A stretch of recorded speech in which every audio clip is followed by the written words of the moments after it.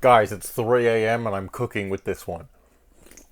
In the season 3 episode of Avatar The Last Airbender, The Puppet Master, we introduce this dark, twisted form of waterbending called Bloodbending. This is easily one of the creepiest episodes of the show. One of the most terrifying villains, who is also kind of likable and a waterbender, which is fascinating for a bunch of reasons. But primarily the show is all about how everything changed when the Fire Nation attacked, and yet in the heart of season 3, where the gang is surrounded by the Fire Nation, one of the scariest, most existential, pure horror episodes that happens, they're faced with a fellow waterbender. And not just a fellow waterbender from the southern tribe, the one that Katara and Sokka hail from. We meet this old waterbending master, basically, who's been hiding out in the Fire Nation for years, and with the cycle of the full moon, has the ability to bloodbend. She can control the water in a person's body, which is extremely terrifying, but also really cool and scary, and you realize how overpowered waterbending can be. My reading of this is that I'm like, oh, isn't that interesting that bloodbending is tied to the cycle of the moon? And I'm like, that's a metaphor for menstruation. I'm pretty sure I'm right about this. Please feel free to debate me in the comments, but I haven't seen anyone else talk about this. It's possible someone on the internet somewhere has had this thought before, but I don't know. Call up Hello Future Me. What do you think? But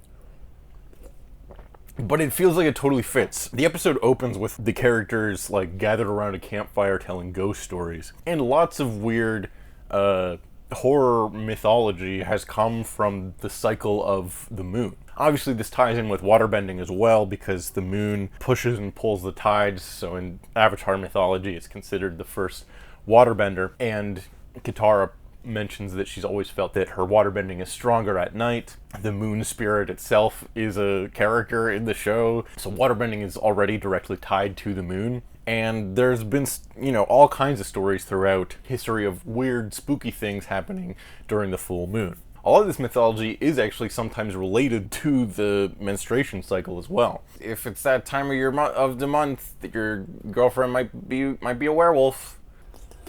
Back in olden times, before tampons, people didn't know what to do with menstruation, so they a lot of the time they would just be like, okay, women, go out into the woods somewhere while you're doing that, and don't come back until you're done.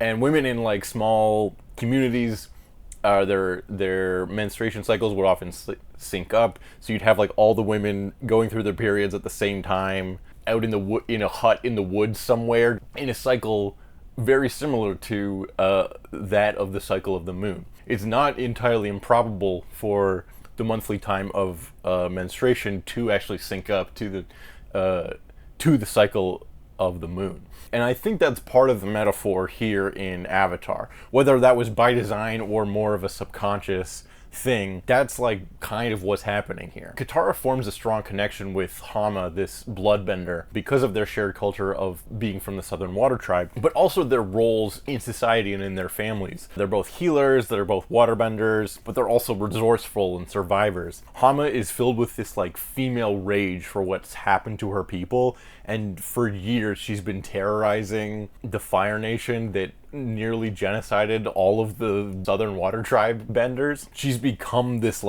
mythological werewolf type monster that people tell ghost stories about, who controls people's blood and makes them move without their own will or consent. She's like a weird witch that lives in the woods, although she does technically live in town, but she also goes out into the woods during the full moon and takes control of people and kidnaps them. And I think it's implied that she's at least murdered some Fire Nation people, because she was trapped as a prisoner of war for many years and then escaped through bloodbending magic.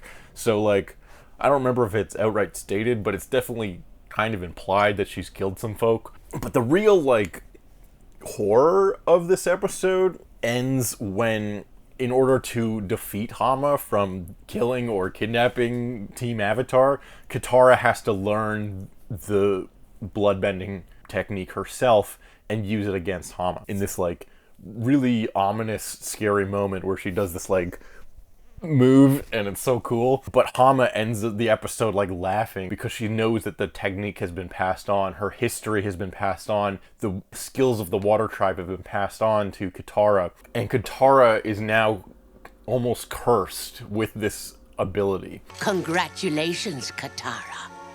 You're a bloodbender. Once a month, for the rest of her life, Katara has the ability to bloodbend. She can control people at will through the power of the moon and her own female rage if she chooses to act on it. And we even see her do that one time when she's going after the same fucking Fire Nation people that killed her mom. The episode is about a bunch of stuff, but I think one of the big things is it's about Katara being cursed with womanhood. It's like she goes through her metaphorical first period. She is no longer a child. Now, once every month, she has the ability to control life through blood. And that's kind of what existing as a woman is. Fuck, dude, that's nuts. Please feel free to debate me, but I'm pretty sure I've cooked with this one. Damn, dude. Avatar's got tons of crazy shit, but the old blood magic of menstruation, a power that men fear because they don't understand it, and an ability to create or destroy life that women hold innately with their bodies, and isn't that kind of both beautiful and horrifying? Yes.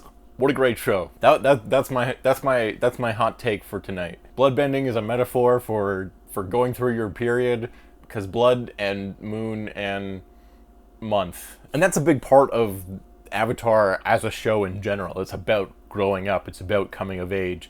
It's about these kids that are forced to face the horrors of an adult world that is corrupt, and they have to survive and adapt and overcome and try not to become corrupt themselves. And this episode encapsulates that perfectly.